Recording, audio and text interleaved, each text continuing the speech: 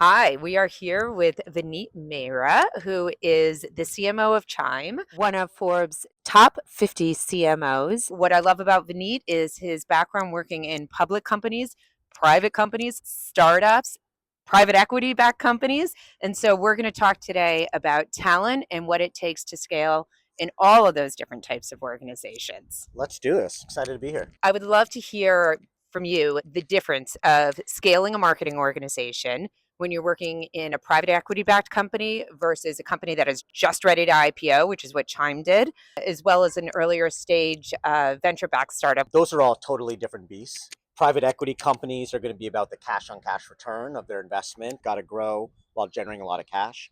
On the VC side, it's going to be a little different, whether you're earlier stage or later stage. And it really is about investing efficiently into growth. And so, as a CMO, your number one job is, in my opinion, capital allocation. You've got to figure out how to increase growth, but find new channels that are going to be cheaper than they have been before, build out a team that can actually activate the strategies and ideas that you have at this stage. And many times that's not going to be the same team that was with you before. You're many times going to need new people. Walk me through a little bit about those differences in that private equity landscape. In private equity, when you're joining that company, the number one thing you have to remember is that there's an investment thesis.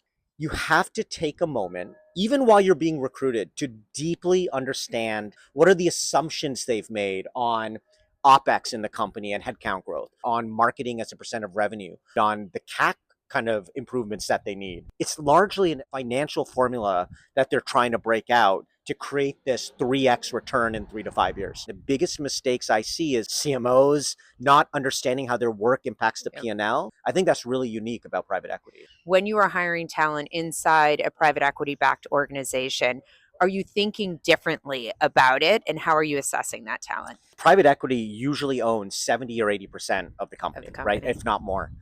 And so that means I need a team of leaders that are ready to interface regularly with the private equity sponsor, right? Because that first time private equity executive experience for people can be a shocker and it's not for everyone, right? And so it makes it a lot easier when you're hiring people that have gone through that before.